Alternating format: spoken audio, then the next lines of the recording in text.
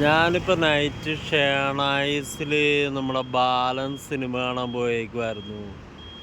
ഒരു ഗംഭീര പടം, പറയാൻ പറ്റില്ല, അമ്മാതിരി ഗംഭീര സിനിമ കേട്ടോ. അത് നമ്മളുടെ ജിത്തു മാധവൻ, അതിൻ്റെ രചയിതാവ്, അതുപോലെ നമ്മുടെ സംവിധാനം ചെയ്ത ചിദംബരം, പിന്നെ ഫർസാന പാലത്തിങ്കൽ ആ മെയിൻ ആക്ട്രസ്, പിന്നെ ആദിശേഷൻ എന്ന് പറഞ്ഞിട്ടുള്ള പയ്യൻ, അതിലത്തെ നടൻ. ഗംഭീര സിനിമ.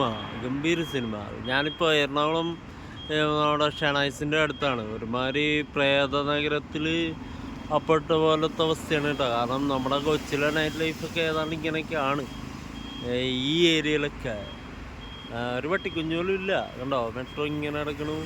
അപ്പം ഞാൻ ഈ സിനിമേനെ പറ്റി പറയുകയാണെങ്കിൽ, എനിക്ക് മറ്റേ റോഷാക്കിന് ശേഷം, പേഴ്സണലി പറയുകയാണെങ്കിൽ റോഷാക്കിന് ശേഷം എനിക്കൊരു ഇരുന്ന് കാണാൻ പറ്റിയ കഥാനായകനായിട്ടുള്ള ഒരു ഗംഭീര സിനിമ, ഗംഭീര പടം എന്ന് പറഞ്ഞാൽ ഗംഭീര സിനിമ. ഇതുപോലത്തെ ഇങ്ങനത്തുള്ള എന്താ പറയുക, ഇൻ്റർനാഷണൽ സ്റ്റാഫ്, നൂതനമായിട്ടുള്ള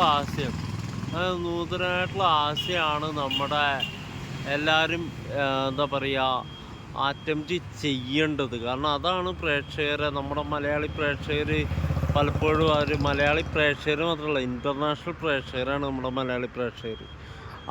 അപ്പം അങ്ങനെ നോക്കുമ്പോൾ ഈ സിനിമ അവരെ സാറ്റിസ്ഫൈ ചെയ്യുന്നൊരു സിനിമയാണ്. ഇതിൽ നായകൻ തന്നെ കഥ, അമ്മ മകൻ, ആ ബന്ധമാണ്. ആ ബന്ധത്തിൻ്റെ ഒരു ഇഴയടുപ്പ് എന്ന് പറയുന്നതിൽ ശരികേടോ തെറ്റോ അങ്ങനൊന്നുമില്ല. ഒരമ്മയ്ക്ക് മകനിലേക്ക് എത്താൻ, അല്ല മകന് അമ്മയിലേക്ക് എത്താനുള്ള വഴികളിൽ തെറ്റുകൾ സംഭവിക്കാം. പക്ഷെ എന്തു തന്നെ തെറ്റ് സംഭവിച്ചാലും ആ അമ്മയിലേക്ക് മകൻ എത്തുന്നതാണ് അതിൻ്റെ ഒരു പ്രമേയം. അത് ഗംഭീരമായിട്ട് എക്സിക്യൂട്ട് ചെയ്തിട്ടുണ്ട് ഇതിനകത്ത്. പിന്നെ പറയാനുള്ളത്, സ്റ്റാർ വാല്യൂ എന്നൊന്നും ചിന്തിക്കാതെ ആ കഥ മാത്രം ചിന്തിച്ചിട്ട്, ആ കഥയുടെ ഇമ്പോർട്ടൻസ് ചിന്തിച്ച് അതുമായിട്ട് സഹകരിച്ച ടോവിനോ തോമസ് എന്ന് പറയുന്ന വലിയൊരു നടൻ, അത് സമ്മതിക്കണം. കാരണം ഇങ്ങനത്തെ ഒരു സാധനം എന്ന് പറഞ്ഞാൽ ഒരിക്കൽ പടം ഇതായിരിക്കും, പക്ഷേ നമ്മൾ പണ്ടത്തെ എൻ രാജേന്ദ്രൻ്റെ ഓർമ്മകളുണ്ടായിരിക്കണം. ആ സിനിമയിൽ മമ്മൂട്ടി സഹകരിച്ചിട്ടുണ്ട്.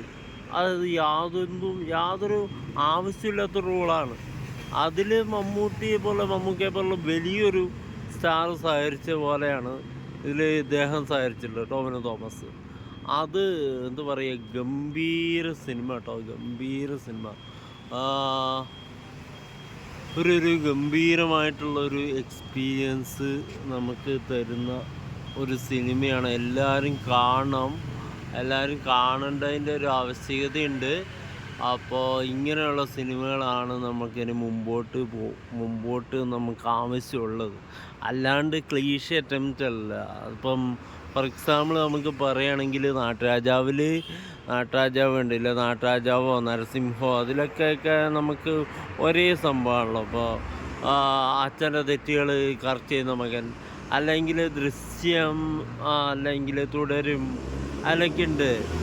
അപ്പം നമ്മൾ അതിൽ നിന്ന് വ്യത്യസ്തമായിട്ട് നമ്മൾ മോഹൻലാൽ വ്യത്യസ്തമായിട്ട് കണ്ട സിനിമകളുണ്ട്.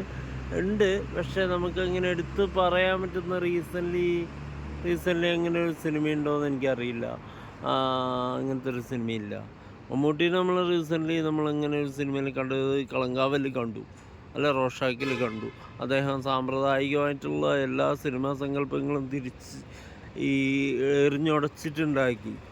ലാലേട്ടൻ ഓഫ് കോഴ്സ് അദ്ദേഹം ബോക്സ് ഓഫീസിൽ ഗംഭീരമായിരിക്കും, പക്ഷേ അങ്ങനത്തെ ഒരു സംഭവത്തിലേക്ക് അദ്ദേഹം പോയിട്ടില്ല. പക്ഷെ അതൊക്കെ വിട്ടു. ഇങ്ങനെയുള്ള സിനിമകളാണ് ഇപ്പം കണ്ട ഈ ബാലൻ എന്ന് പറയുന്ന ഒരു സിനിമ, ചിദംബരം, ഞാൻ ജിത്തു മാധവൻ, ഞാൻ ഫർസാന പാലത്തിങ്കൽ, ആദിശേഷൻ ആൻഡ് ഓൾസോ ടോവിനോ തോമസ്, അങ്ങനെ ഒരു സപ്പോർട്ടിന് ഇവർക്കൊക്കെ. പിന്നെ ഇതിൻ്റെ കാസ്റ്റിംഗ് ഡയറക്ടർ ഗണപതി, എപ്പോഴാ ഗംഭീരമാണ് കേട്ടോ.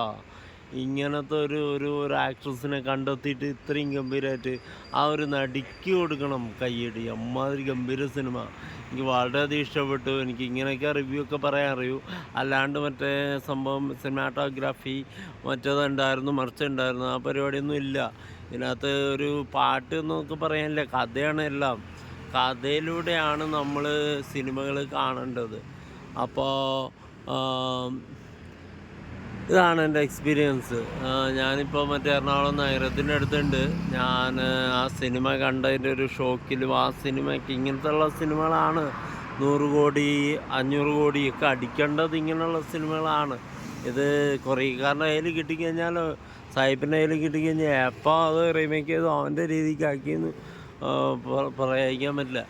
അമ്മാതിരി ഗംഭീര ഒരു സാധനം. Okay everyone, thank you so much. By.